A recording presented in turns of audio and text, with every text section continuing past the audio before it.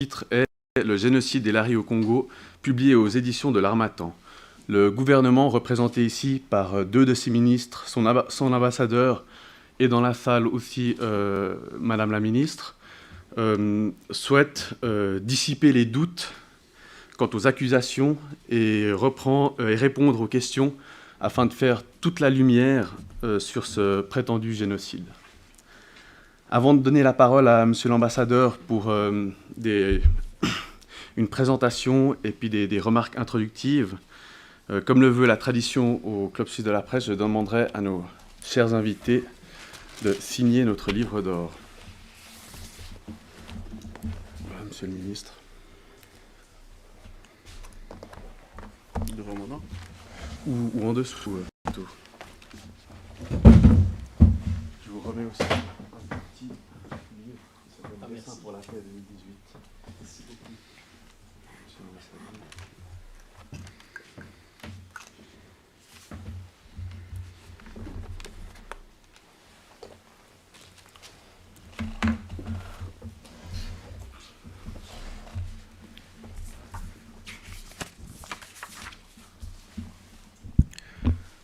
Donc le but est que chacun puisse prendre la parole une dizaine de minutes et qu'on puisse passer à des questions et des réponses de votre part sur ces accusations.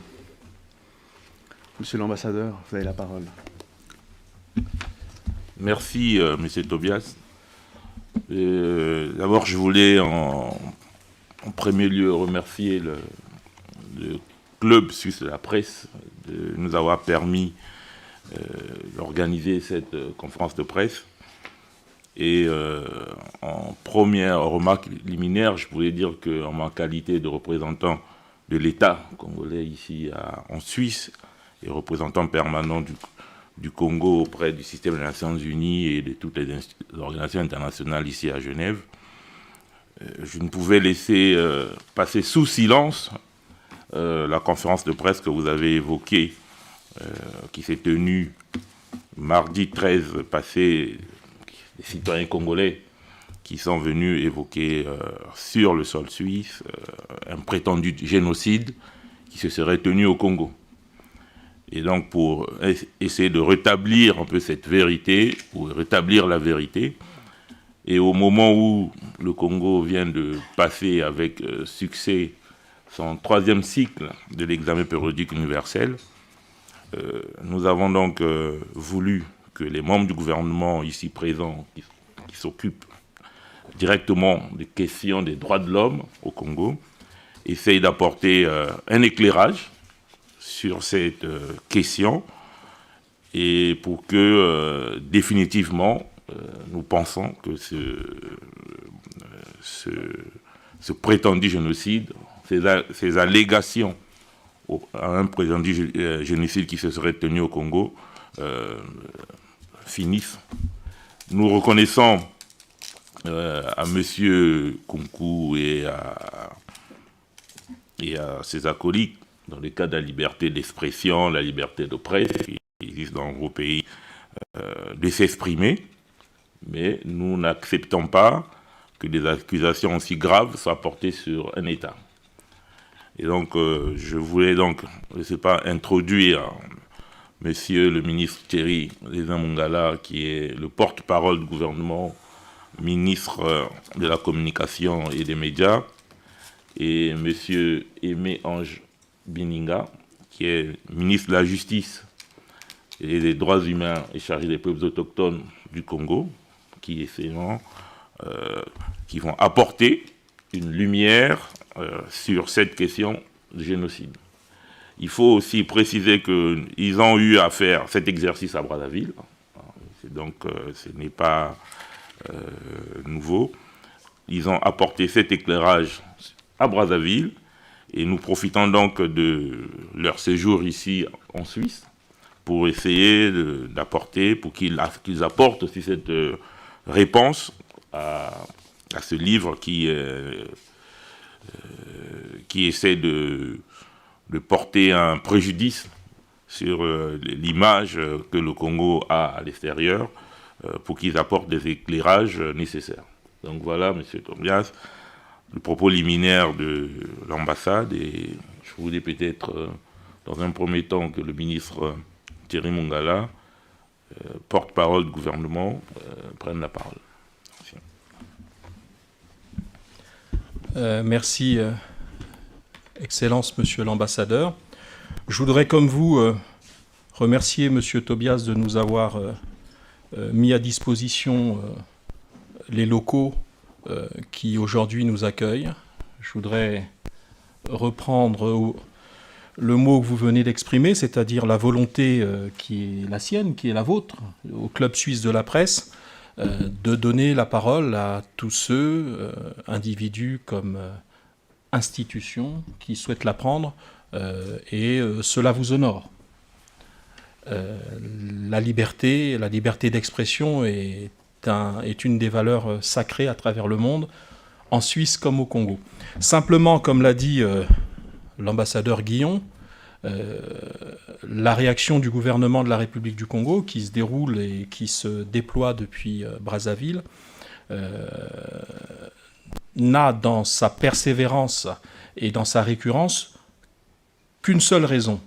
C'est qu'on ne peut pas laisser dire tout et n'importe quoi et laisser un État aussi sérieux que le nôtre être constamment diffamé par des gens qui n'ont ni l'autorité scientifique, ni des éléments documentés qui leur permettent de proférer des accusations aussi graves contre l'État congolais.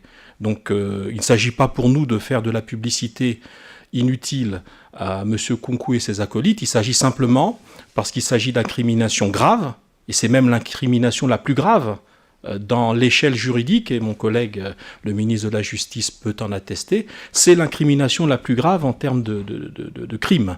Et donc un État sérieux, l'État congolais, ne peut laisser impuni, et en tout cas sans réaction, des accusations aussi graves. Alors, nous ne reviendrons pas sur les grandes définitions scolaires ou universitaires, parce qu'on n'est pas là pour faire un cours ex cathedra, on est là pour essayer d'échanger avec ceux dans la salle qui voudront bien échanger avec nous. Simplement rappeler que quand quelqu'un intitule son livre « Le génocide des Laris au Congo-Brazzaville », alors pour ceux qui ne le savent pas, les Laris sont un groupe ethnique du Congo-Brazzaville.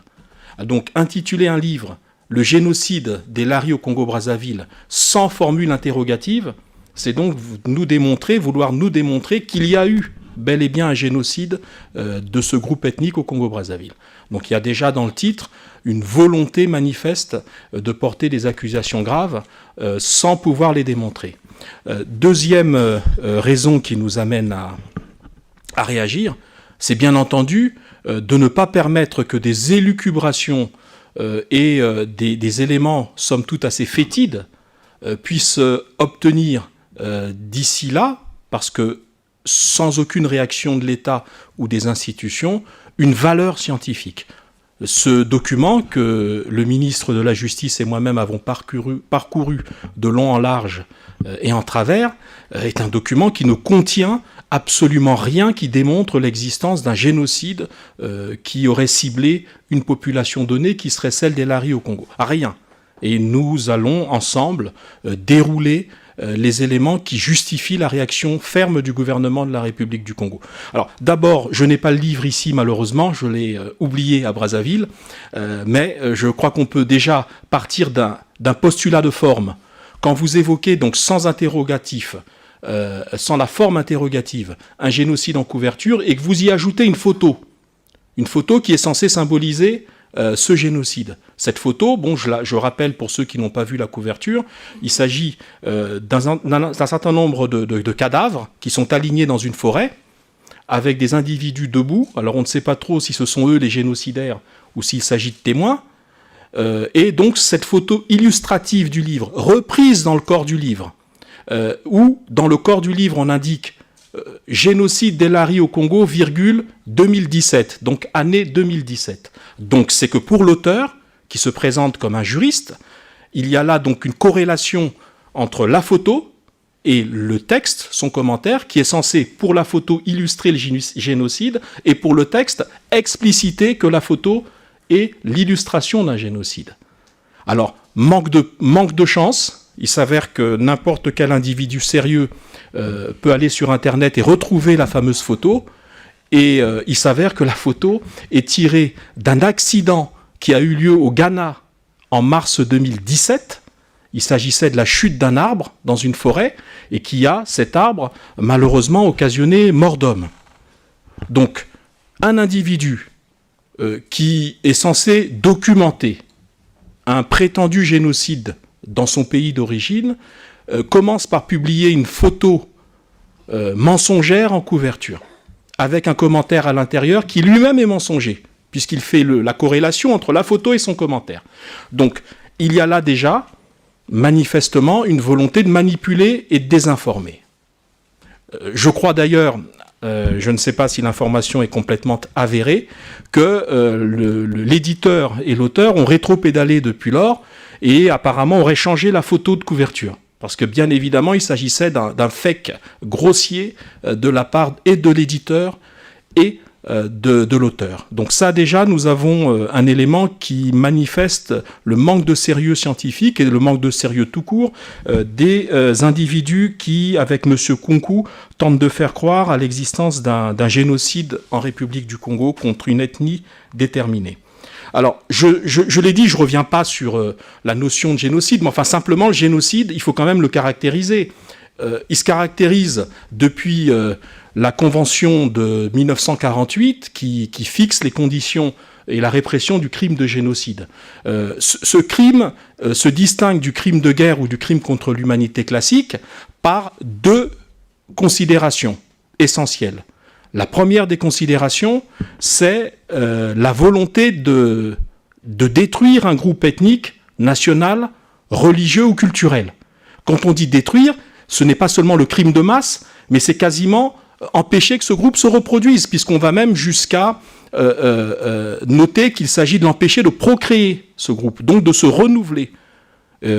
Confère ce qui s'est passé, puisque la définition légale, juridique qui ressort donc de la Convention de 1948, et consécutivement 3 ans avant à la découverte des crimes de l'Holocauste nazi contre les personnes juives et tziganes, il s'agissait là de prendre en compte ce crime d'un type nouveau pour à la fois le déterminer dans ses conditions de réalisation et en même temps le réprimer. Donc, Monsieur Kunku, dans son accusation extrêmement grave, nous dit donc qu'il y a volonté dans l'État congolais de non seulement massacrer, mais empêcher la procréation ou la reproduction d'un groupe ethnique. Deuxième critère distinctif, c'est le plan concerté, ou en tout cas une entente préalable. La notion de plan concerté pour les universitaires et les juristes est aujourd'hui disons, au cœur du débat, c'est-à-dire que certains déterminent qu'effectivement, ils font un plan, un peu comme ça s'est passé pour les nazis à Wannsee en 1942, quand Heydrich et ses acolytes sous Himmler, c'est-à-dire le chef des SS, décident de faire ce qu'on appelle la solution finale au problème juif, comme ils le disaient dans leur terminologie raciste. Et il y avait donc un plan déroulé avec un chronogramme, avec des moyens qui étaient affectés. Voilà les deux conditions. Et M. Kunku, donc, dans son approche complètement délirante, essaye de nous décrire le fait qu'il y aurait au Congo une volonté d'exterminer un groupe ethnique et qu'il y aurait un plan concerté, c'est-à-dire quelque chose qui ressemble à une sorte de chronogramme.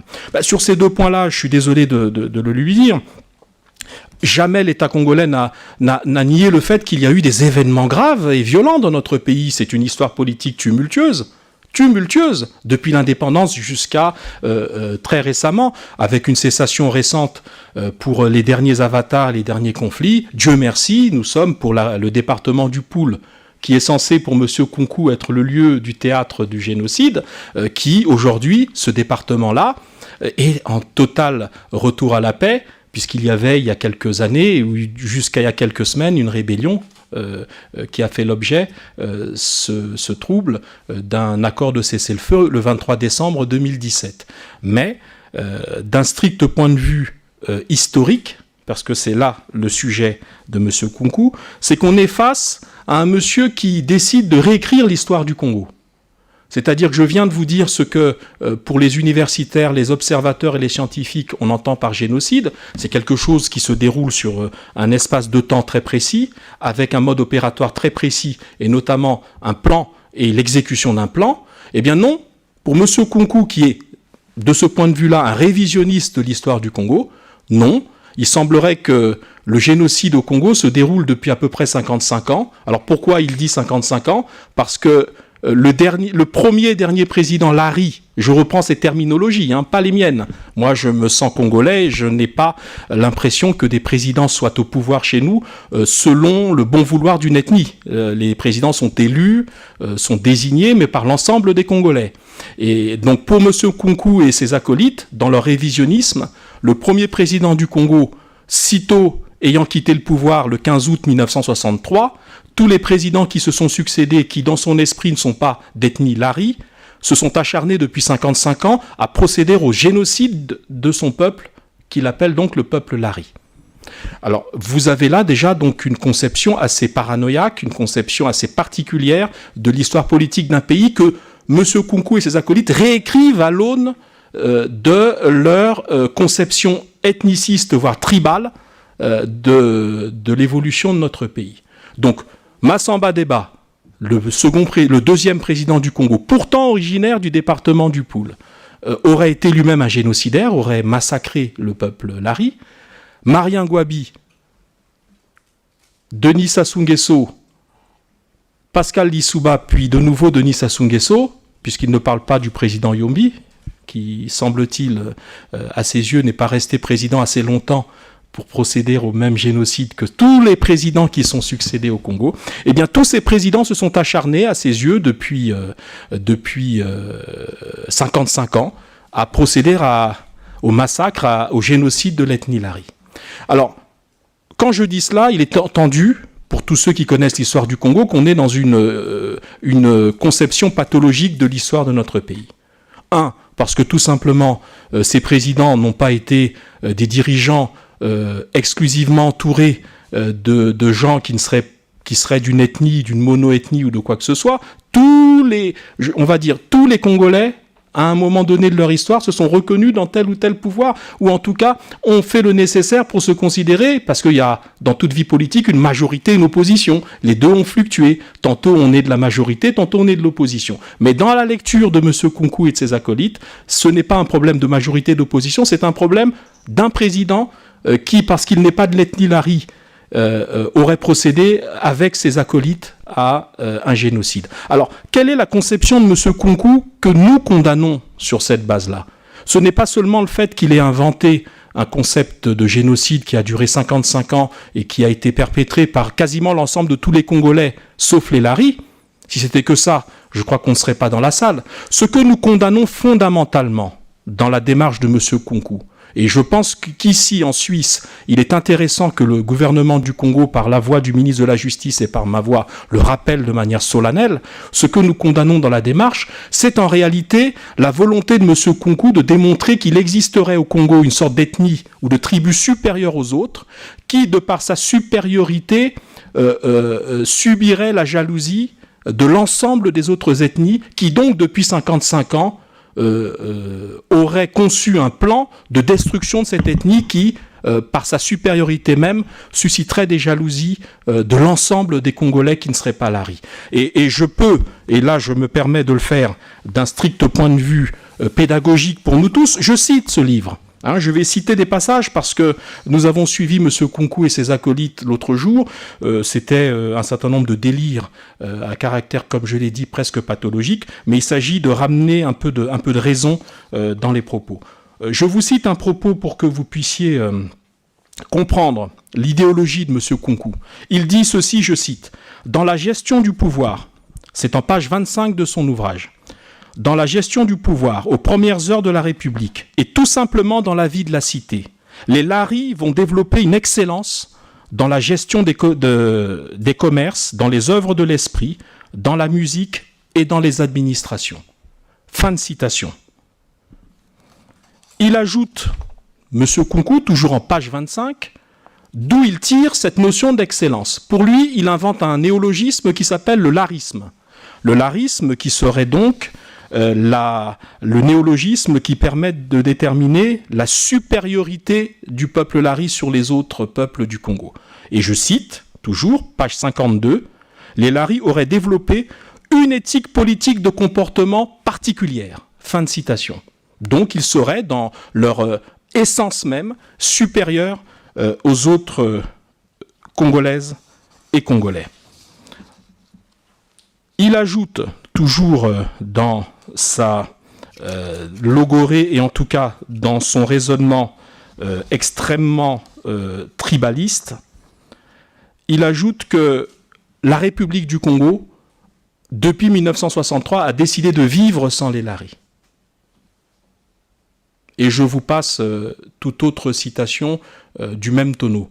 Alors, en somme, ce que le gouvernement congolais voudrait vous expliquer, c'est que si vous remplacez le mot lari par arien, et vous voyez à quoi je fais référence, eh bien vous retrouvez des relents de Mein Kampf, des relents de délire et de supériorité d'une race à l'époque d'Hitler et d'une ethnie à l'époque de M. Kunku.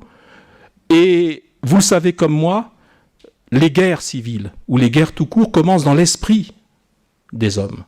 Et si vous commencez par instiller dans un ouvrage qui paraît farfelu, oui, Mein Kampf paraissait farfelu en 1923, quand il est sorti. Oui, je crois qu'il n'y a pas grand monde qui trouvait sérieuses les thèses qui étaient développées par Hitler dans Mein Kampf. Simplement, c'est devenu moins risible quand il est arrivé au pouvoir.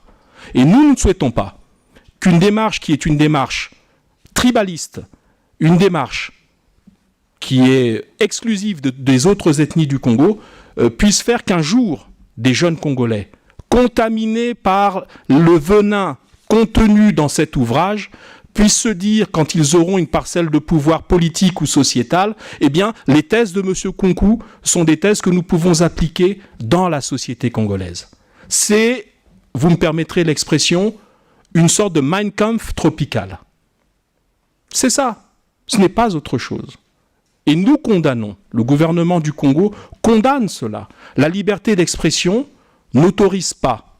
Et je pense que ici en Europe, en Suisse en particulier, on comprend tout à fait qu'il est inacceptable qu'un individu, simple citoyen, écrive une thèse qui est censément être scientifique pour démontrer, un, qu'il existe un génocide imaginaire et qui n'existe donc que dans sa tête, et deux, qu'il existerait une supériorité naturelle d'une ethnie particulière du Congo sur les autres. Pour nous, il s'agit d'éléments qui ne relèvent pas d'une opinion, mais qui relèvent des tribunaux et qui relèvent tout simplement du délit et de l'infraction.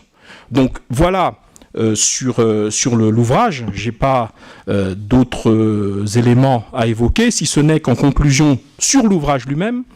Je vous ai dit tout à l'heure qu'il y avait de la part de M. Kunku la volonté farouche de démontrer qu'on entrait dans les clous, excusez-moi l'expression, du génocide. Puisque le génocide, comme je l'ai dit, ce n'est pas seulement le crime de masse tourné contre une sensibilité ethnique, culturelle, religieuse ou nationale, c'est aussi un plan illicite en amont. Alors, pour ce faire, M. Kunku, dans son ouvrage, publie un document.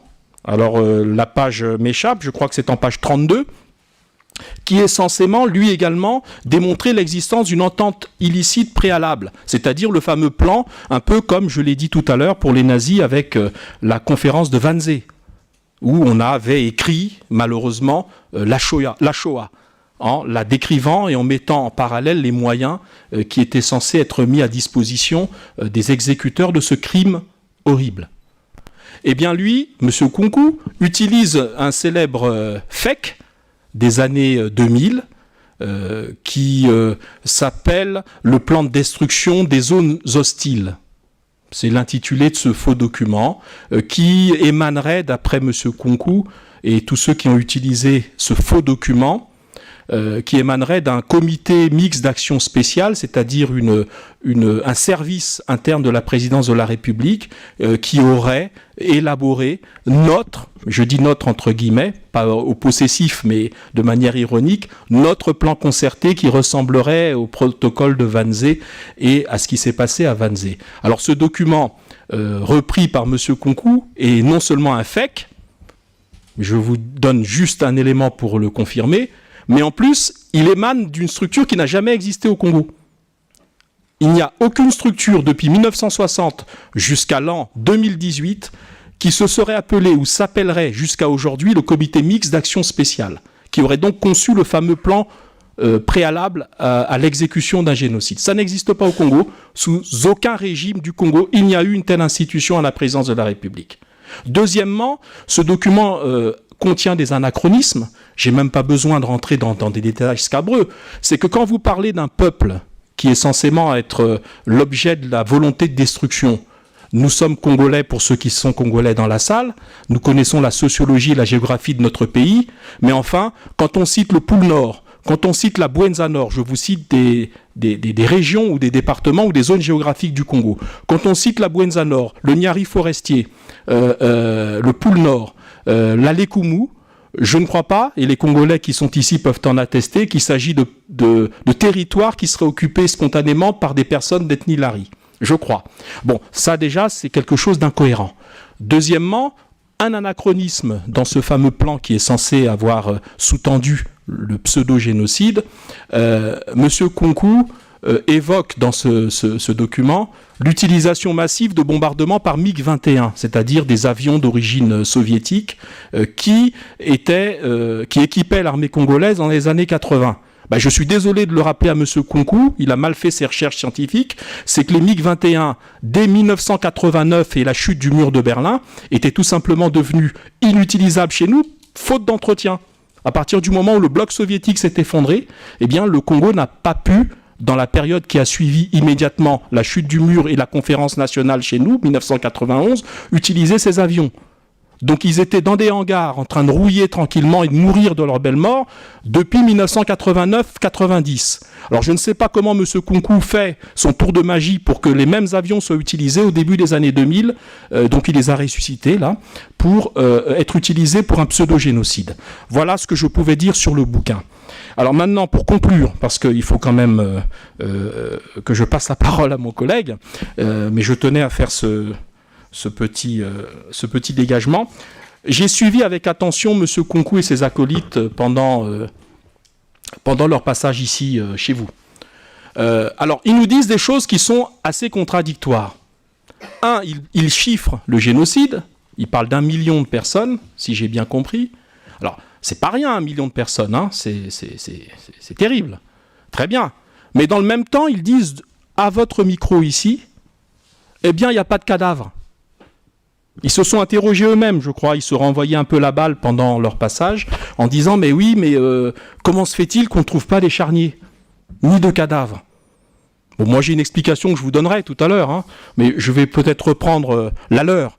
Ils disent « Mais c'est peut-être qu'il y a des dons d'organes, donc trafic d'organes. » Donc, le gouvernement du Congo aurait, dans une ingénierie médicalo-génocido, je ne sais quoi, mis en place toute une industrie où on prenait des cadavres, tout chaud, excusez-moi l'expression, qu'on leur retirerait leurs organes. Donc c'est une véritable industrie. Qu'on les expédierait de manière clandestine, je ne sais où, pour le bonheur de personnes qui sont en attente de greffe, qui d'un cœur, qui d'un rein, qui d'un foie ou je ne sais quoi. Soyons sérieux. Soyons sérieux. Je crois qu'on est confronté là à un délire paranoïaque.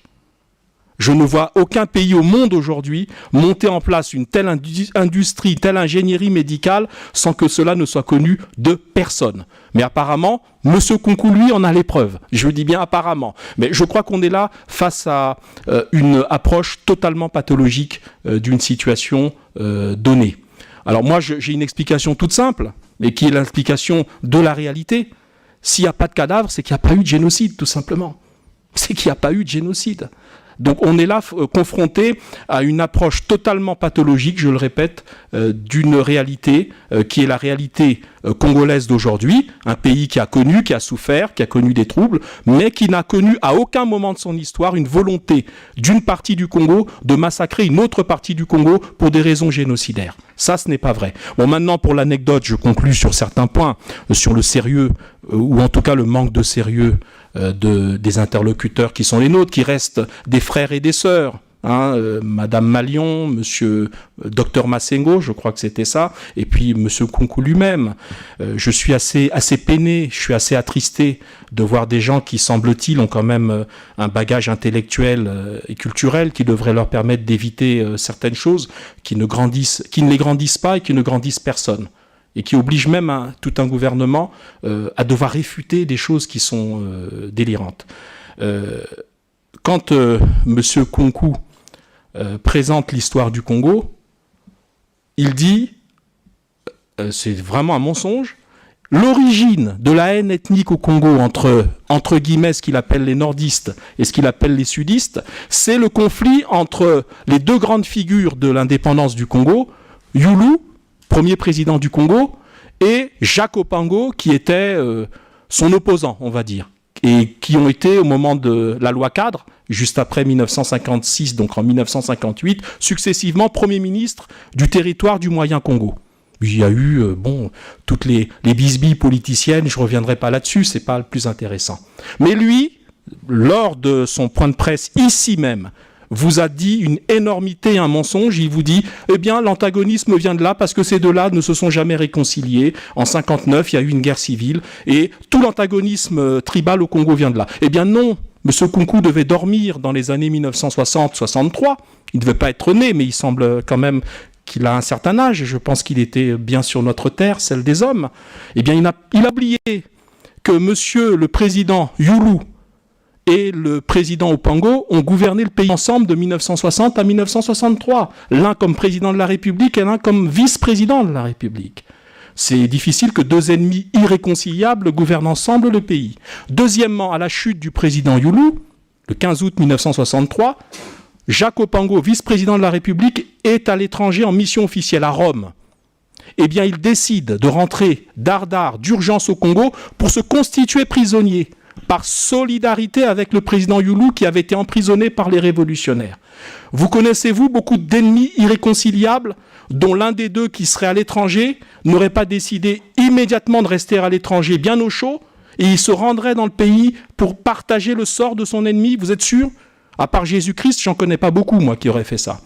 Donc on est dans une réécriture de l'histoire par M. Kunku pour mieux appuyer ses thèses délirantes. Deuxième anecdote, toujours dans la logique du manque de sérieux de ce point de presse, M. Kunku, qui a fait apparemment toute une documentation sur un pseudo-génocide, quand on dit documenter aujourd'hui, ça veut dire avoir des éléments scientifiques. Eh bien, il ne savait pas ce jour-là, ici, quel était le nom de l'aéroport du Congo, Brazzaville, c'est-à-dire de Brazzaville. Je crois que tous les Congolais sérieux savent que l'aéroport s'appelle, depuis les années 1940, l'aéroport de Maya-Maya. Il est étonnant que M. Kunku, qui se retourne vers son acolyte, comment il s'appelle déjà l'aéroport? Et c'est cet individu qui a pu documenter de manière scientifique un génocide? Je n'en suis pas vraiment certain. Et puis il avait avec lui un certain monsieur, le docteur Massengo Athanase, qui là également nous a surpris, dans le mauvais sens du terme, mais un peu avec ironie. Ce monsieur nous dit, si j'ai bien compris ce qu'il a dit ici devant vos micros, qu'il n'est pas rentré au Congo depuis 1970, je crois. Bon. Oui, 1970, qu'il est le deuxième médecin gynécologue formé par la République du Congo, donc, et qu'à l'époque, il avait tenté de voir le président de l'époque, le président Marien Ngouabi, pour obtenir de lui qu'il lui acheta un billet pour qu'il puisse rentrer au Congo, exercer sa profession de gynécologue.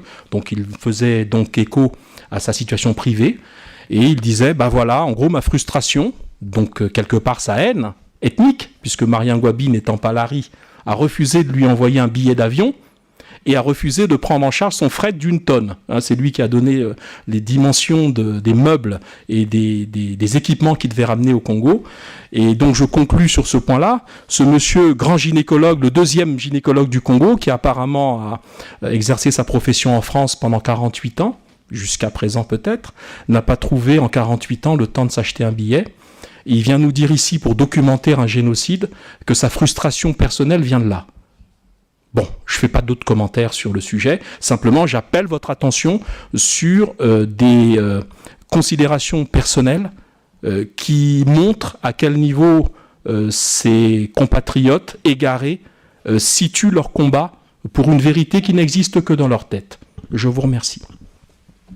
Monsieur le ministre, je vous remercie. Je crois que vous avez bien démontré vos arguments et démontré aussi ce qui a été dit dans la conférence de presse de mardi. Je vous propose maintenant d'écouter Monsieur le ministre Bininga qui va nous présenter ses remarques.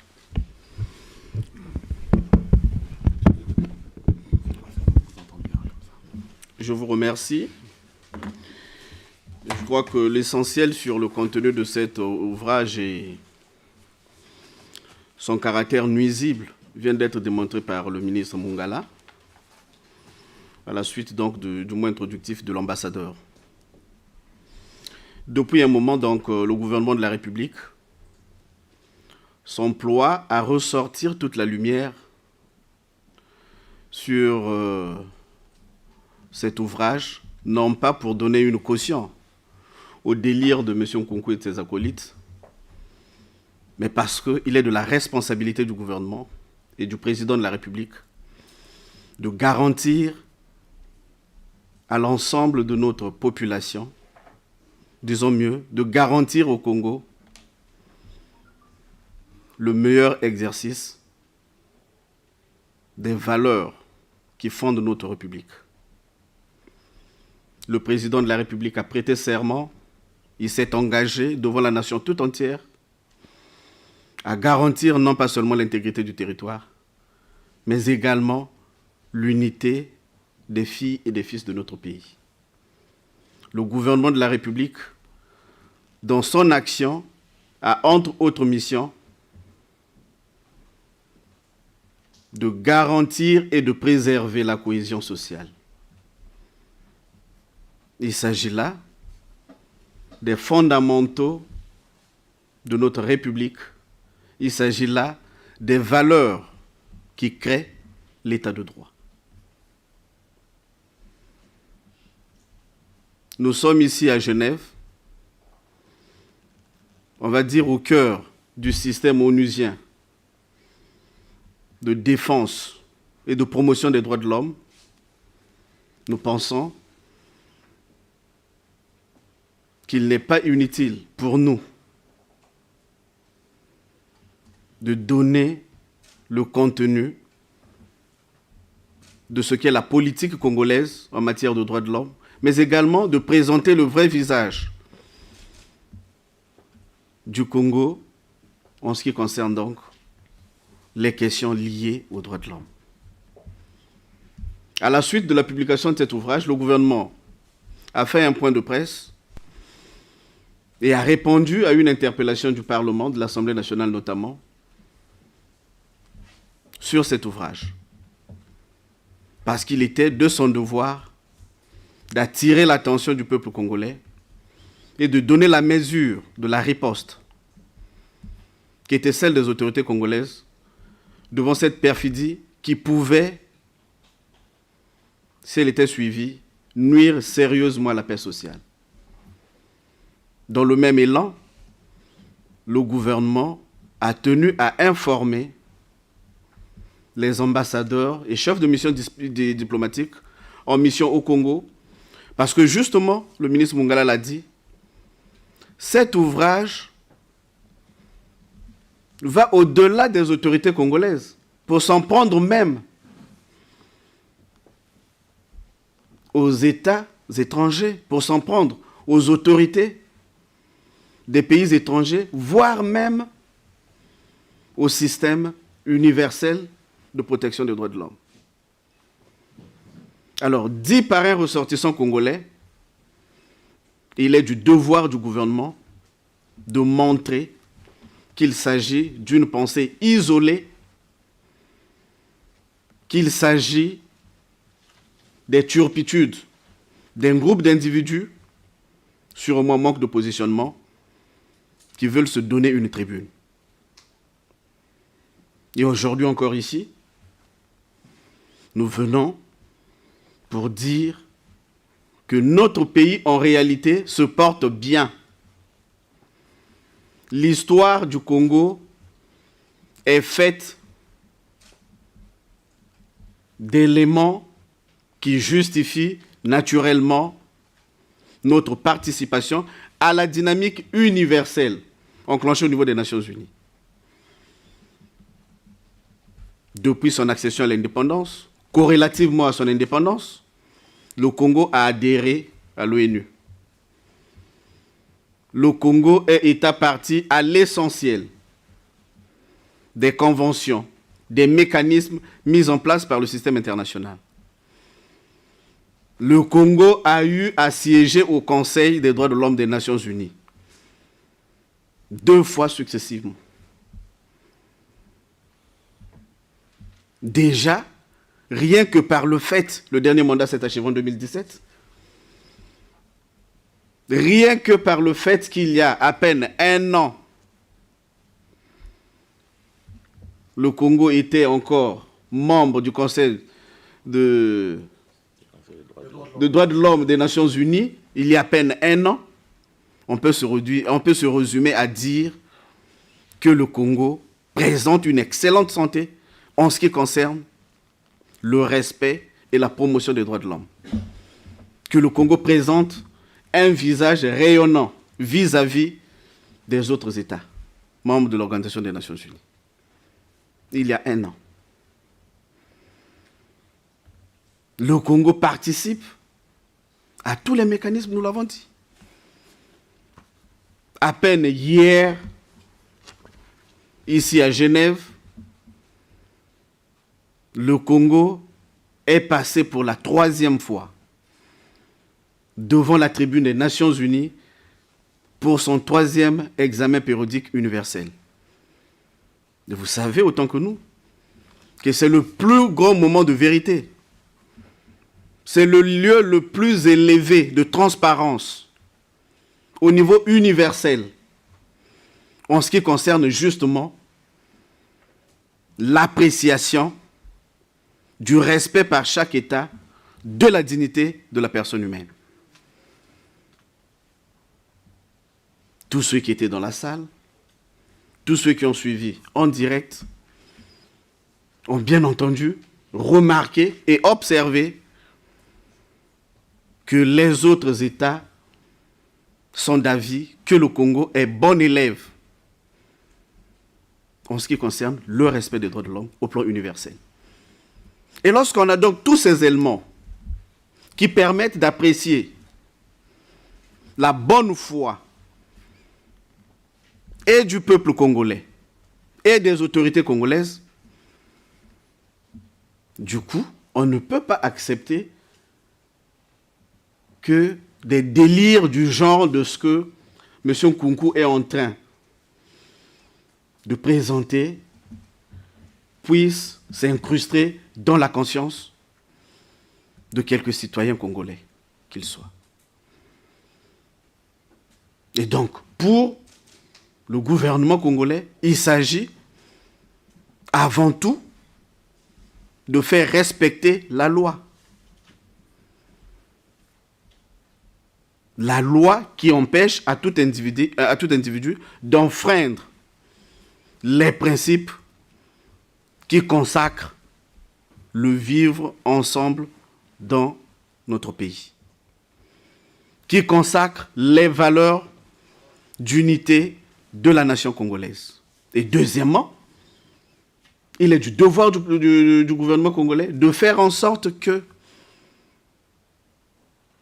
les citoyens congolais d'origine Lari ne puissent pas être embrigadés ni instrumentalisés par qui que ce soit. Il ne s'agit pas de faire en sorte que cette partie de la population congolaise ne puisse subir l'embrigadement du fait des idéologies perverses de quelques individus que ce soit. Et le gouvernement a donc le devoir de veiller à ce que de telles grossièretés, de tels mensonges ne puissent prendre corps. Voilà pourquoi, justement, le gouvernement de la République, dans un premier temps, a pris la mesure d'interdire que cet ouvrage n'entre au Congo, que cet ouvrage ne soit vendu au Congo, que cet ouvrage ne puisse faire l'objet de partage, de publicité ou de divulgation sur le territoire congolais. Il en est ainsi depuis la publication de l'arrêté conjoint signé du ministre de l'Intérieur et du ministre de la Justice. Quiconque se verra dans une manœuvre de divulgation, de publication de cet ouvrage, sera traduit devant la justice et recevra naturellement la sanction, s'il en faut, qu'il méritera. Cet ouvrage est interdit au Congo. Il est interdit au Congo. Deuxièmement,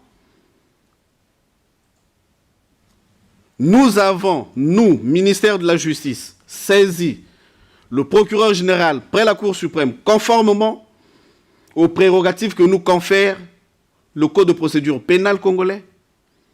Nous avons saisi le procureur général près la Cour suprême et lui avons demandé d'ouvrir une procédure contre M. Nkunku et ses acolytes. C'est fait.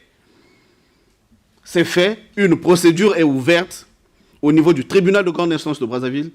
M. Nkunku est appelé à répondre devant la justice de son pays avec ses acolytes. Et je certifie encore qu'il y a bel et bien des mandats d'arrêt qui ont été émis contre M. Nkunku et ses acolytes. M. Nkunku est juriste, il connaît la procédure. Il sera appelé à comparaître, il y aura un mandat à cet effet. Il sera jugé avec ses acolytes. Il y aura une sanction s'il n'est pas acquitté. Il peut être acquitté. Il s'agit pour lui d'apporter les éléments de sa défense pour démontrer effectivement que sa thèse est fondée, pour démontrer que tout le réquisitoire qui sera présenté contre lui ne tient pas la route. À partir de ce moment-là, il sera acquitté. Mais s'il n'est pas acquitté, il sera condamné. Comme dans tout procès équitable. Et donc, il y a bel et bien une procédure contre M. Nkunku. Il y a bel et bien des mandats d'arrêt contre M. Nkunku et ses acolytes qui devront répondre devant la justice de leur pays. Voilà, mesdames et messieurs, ce que nous pouvons dire au stade actuel de cet échange, juste pour dire que la volonté du gouvernement est sans équivoque. Aucune théorie de nature à diviser la nation congolaise ne peut prospérer dans notre pays. Le président de la République et le gouvernement de la République sont en fonction pour veiller à ce que l'unité des filles et fils du Congo, qui est sacrée, puisse l'être indéfiniment. Deuxièmement, nos frères et sœurs Lari, qui représentent une partie importante de la population congolaise, qui vivent en paix au Congo, dans toutes les régions du Congo, pas seulement dans le département du Poul, qui sont éparpillés sur l'ensemble du territoire national et qui ne sont inquiétés en rien, ne doivent pas être instrumentalisés par des citoyens congolais vivant à l'étranger pour se donner des tribunes ou se créer une clientèle. Le gouvernement de la République veillera à ce qu'il n'en soit pas ainsi et la justice s'abattra sur quiconque voudra mettre à mal les valeurs de notre République. Je vous remercie. Messieurs les ministres, monsieur l'ambassadeur, je vous remercie pour toutes ces précisions. Nous avons maintenant en main une bonne partie des éléments pour nous faire nous-mêmes une propre opinion sur ce livre et puis sur ces événements. J'aimerais peut-être demander une petite précision par rapport au cycle de l'UPR et par rapport à votre examen. Est-ce que la question des Lari a été évoquée lors de ce cycle? Et si oui, sous quelle forme? Et puis quelles sont les réponses qui ont été apportées? On y répond directement? Oui, allez. Oui, mais nous avons eu, au cours de cet examen périodique universel, à répondre à 168 recommandations qui ont été formulées depuis 2013. Nous avons eu, au cours de cet examen périodique universel, à répondre à toutes les recommandations qui nous ont été adressées par les autres organes du système des Nations Unies, donc les organes des traités. Nous avons eu, au cours de cette EPU, à donner suite à tous les éléments nés de la collaboration entre nous et les mécanismes des Nations Unies, les différentes procédures. Mais à aucun moment, je dis bien à aucun moment, dans aucune recommandation, il n'a été fait allusion au département du Poul, encore moins au Lari du Congo. L'examen périodique universel du Congo, ce troisième passage, s'est déroulé dans une transparence de sorte que le plus gros lot des recommandations qui nous ont été faites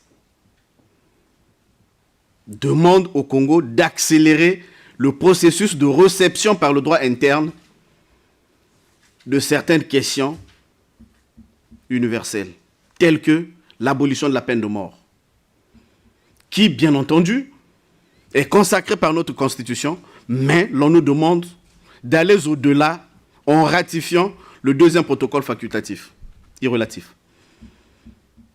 Par exemple, les questions liées à la traite des personnes, qui ne sont pas l'apanage du peuple congolais, qui ne sont pas l'apanage de la nation congolaise, mais qui se passent sur le territoire congolais du fait de certaines colonies étrangères. Voilà en gros, si je peux prendre les deux plus grandes recommandations qui sont formulées à l'encontre de l'État congolais. Mais je dis bien, à aucun moment, il n'a été fait allusion au département du Poul, encore moins aux citoyens congolais d'ethnie Lari. Je vous remercie. Oui, merci pour compléter la réponse du ministre de la Justice, dont je rappelle qu'il est en charge du dossier qui est celui des droits humains, d'abord en tant que ministre en charge de la justice et des droits humains et de la promotion des peuples autochtones. Donc pour compléter son propos, moi j'ajouterais, puisque je suis un peu un profane en la matière, je découvre les arcanes de l'EPU. Nous avons été interrogés, et en tout cas on a eu des échanges pendant la séance d'hier, avec 92 pays qui composent donc plus de la moitié ou près de la moitié des nations qui composent le monde. Et là-dedans, on n'a pas seulement des petits États dont on pourrait se dire qu'ils sont à l'autre bout du monde, ils ne connaissent pas la réalité du Congo. On a là-dedans les plus grandes puissances qui nous ont interrogé hier ou fait des recommandations. Je ne les cite pas, mais elles sont connues. On peut en citer États-Unis, France, Russie, Royaume-Uni, Chine, tous les pays qui hier ont sollicité les réponses et les éclaircissements du gouvernement du Congo. Aucun de ces États, largement informés de la situation du Congo par tous les moyens possibles, n'a évoqué à quelque moment que ce soit une situation particulière qui concernerait une détresse d'un peuple, notamment de l'ethnie Lari au Congo-Brazzaville.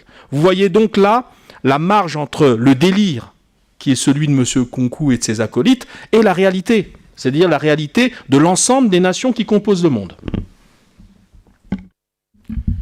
Je vous remercie et je vais en profiter pour rebondir sur ces déclarations pour essayer de comprendre est-ce qu'il y a une tentative de manipulation extérieure et qu'est-ce que vous pourrez... Est-ce qu'il y a M. Kunku, est-ce qu'il y a quelqu'un d'autre derrière M. Kunku, est-ce qu'il y a, ou c'est juste quelque chose d'isolé? Et puis aussi par rapport au fait que plusieurs de ces accusations sont portées contre le président, Monsieur Sassou, et enfin voilà, est-ce qu'il y a une tentative de déstabilisation ou d'intimidation au Congo actuellement? Bon, je vous disais tout à l'heure, M. Tobias, que nous sommes habitués, hélas, pour ma part, à titre personnel, je suis porte-parole depuis un peu plus de 3 ans, et nous avons le cuir à cette année, parce qu'au bout d'un certain moment, on finit par s'habituer aux agressions absolument injustes, mais ça ne nous empêche pas de renouveler l'explication ou les campagnes d'explication pour montrer que la réalité du Congo est totalement différente de ce que certains activistes ou certains acteurs en mal de positionnement, comme l'a dit le ministre de la Justice, veulent tenter de faire croire sur l'action du président de la République, de son gouvernement et des pouvoirs publics de manière générale.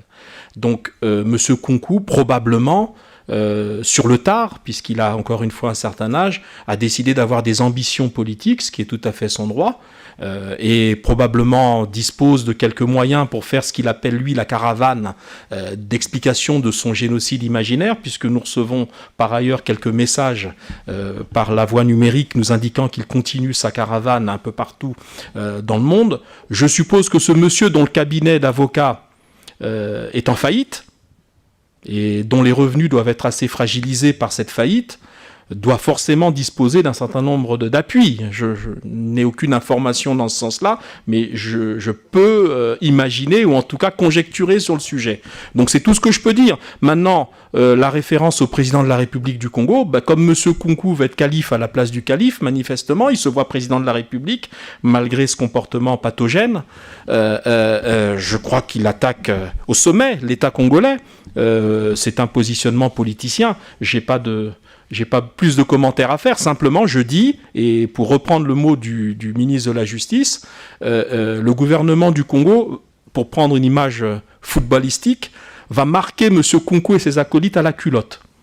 C'est-à-dire que partout ils produiront leur caravane, eh bien nous répondrons pied à pied, argument contre argument, pour démontrer le caractère délirant des arguments de M. Nkunku, et surtout pour rappeler à nos compatriotes: oui, nous avons connu des événements.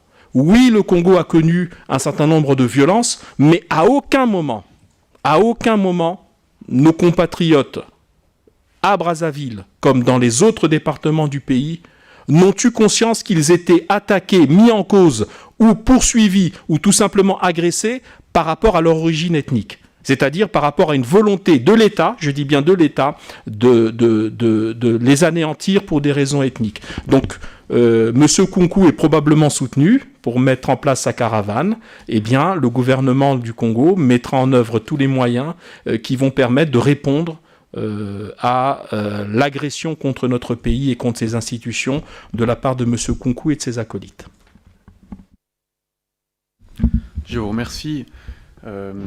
Je vous propose d'ouvrir peut-être maintenant à une ou deux questions de la salle. Si vous avez une question, vous pouvez lever la main et puis appuyer sur le bouton devant vous pour poser votre question.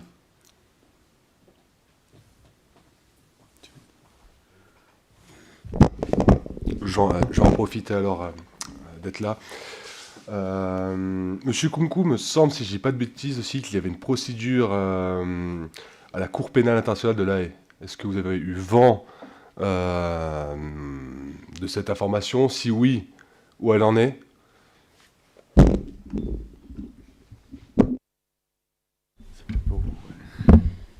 Merci pour la question. Mais nous avons dit tout à l'heure qu'il s'agit d'un délire. Mais juste que bon, il en est un. À ce jour, le gouvernement congolais n'a pas été informé d'une quelconque procédure devant la Cour pénale internationale. Et M. Nkunku, qui est avocat, doit savoir ce que c'est qu'une procédure devant la Cour pénale internationale. Il doit savoir. Si lui-même et ses acolytes ont passé du temps sans être au Congo, il faut bien qu'ils documentent, qu'ils apportent des éléments qui justifient que de 1963 à ce jour, tous les gouvernements qui se sont succédés au Congo n'ont eu, vis-à-vis du peuple lari, qu'une politique d'extermination. Il faut qu'ils aient des arguments pour le démontrer. Et là, nous vous disons qu'il s'agit d'un vrai délire, d'une imposture qui ne tient pas la route. D'abord parce que M. Nkunku ne réussit pas à localiser son génocide. Il ne trouve pas une localisation géographique certaine de son génocide. Ensuite, quand tu le situes en se fondant sur des éléments démographiques, parlons de population, de peuple lari. Mais le peuple lari n'est pas un peuple sédentaire, à ce que nous sachons. Les laris ne sont pas sédentaires. Les laris ne sont pas confinés exclusivement sur une portion du territoire national. Voyez-vous, le peuple congolais aujourd'hui, je crois que c'est l'expression qui vale, le peuple congolais aujourd'hui est un. Et du fait des phénomènes sociaux, la population congolaise s'est imbriquée dans tous les sens. Je ne pense pas qu'aujourd'hui, on ait encore des familles congolaises dans lesquelles on ne trouve pas des enfants qui ne soient de père ou de mère lari, qu'on ne retrouve pas dans telle famille ou telle autre des individus qui n'aient des affinités avec les laris. Les mariages ont favorisé ce foisonnement. Les mariages ont favorisé ces rapprochements au point où, du nord au sud, vous trouverez forcément des laris. Vous trouverez au gouvernement des membres du gouvernement qui sont laris.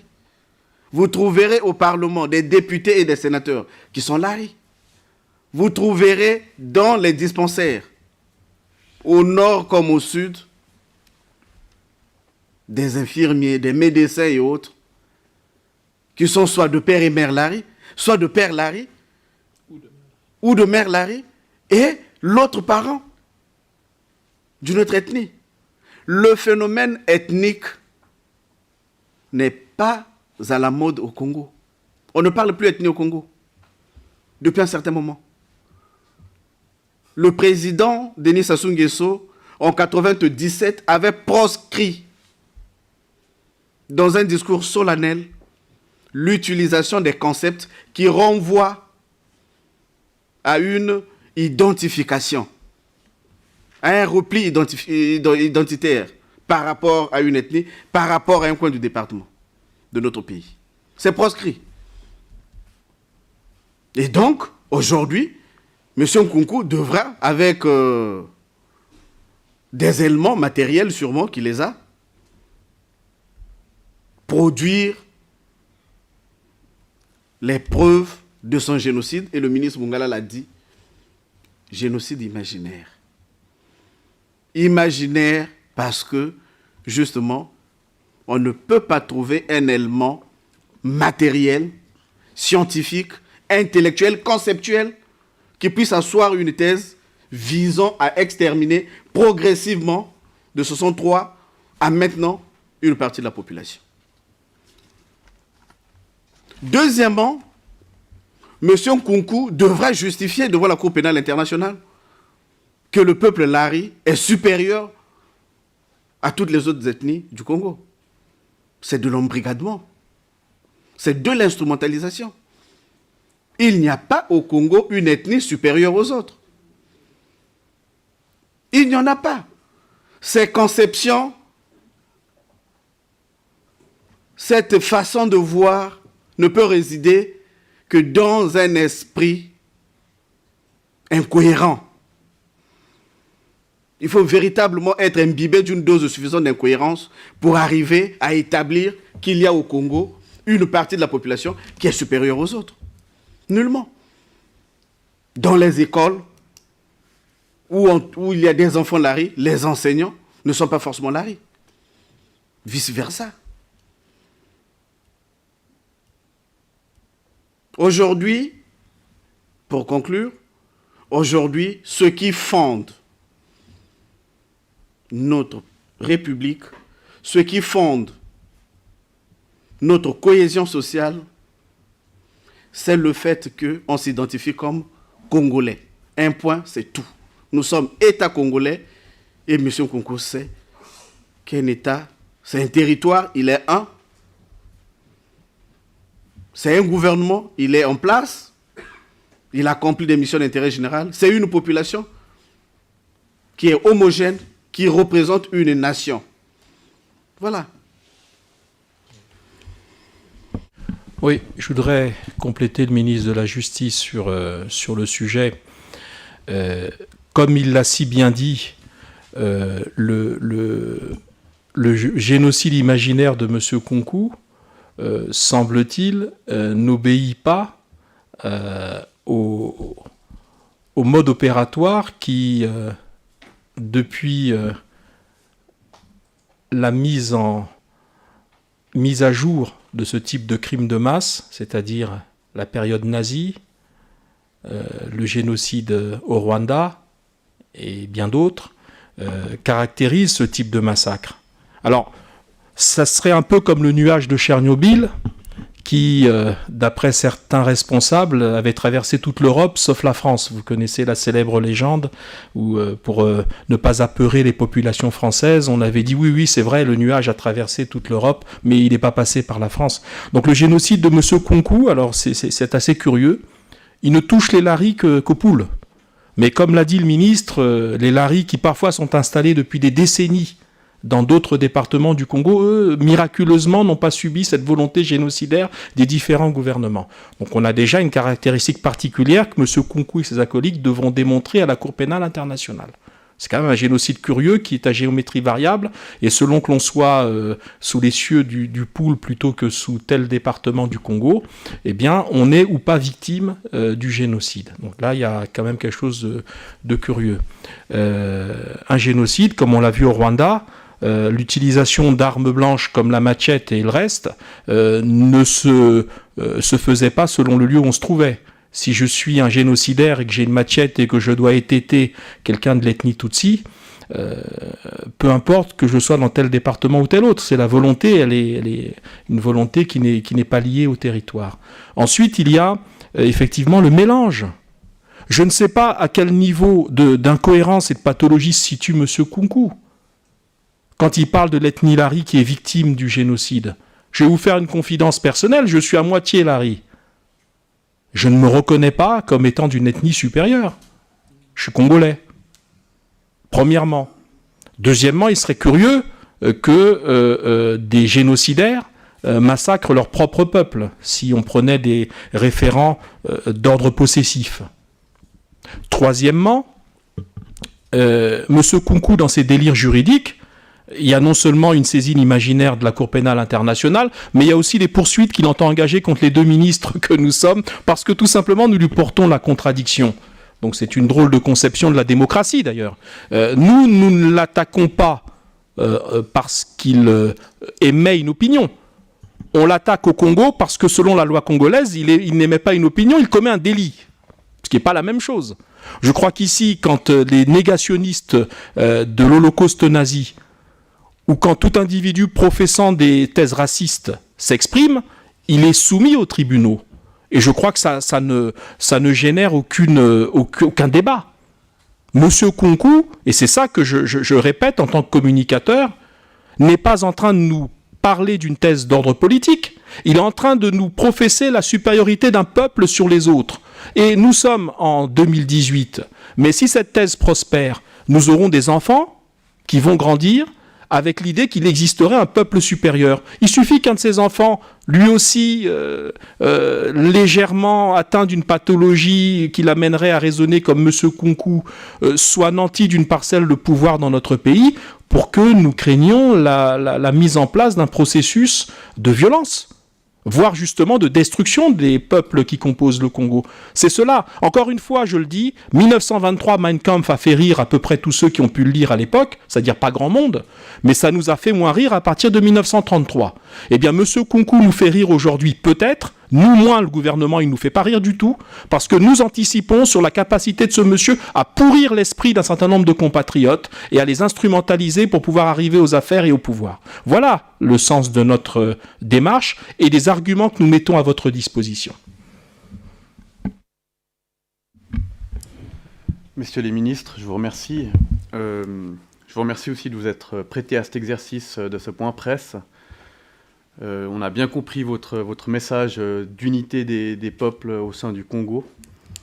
Et voilà, j'aimerais bien remercier aussi les personnes présentes dans la salle et puis vous souhaiter une bonne continuation dans vos exercices. Merci bien. J'invite, donc je sais que tous vos confrères, beaucoup ont suivi en ligne, et j'invite les journalistes, la presse de la Suisse qui veulent visiter le Congo. Ils seront toujours les bienvenus. Voilà.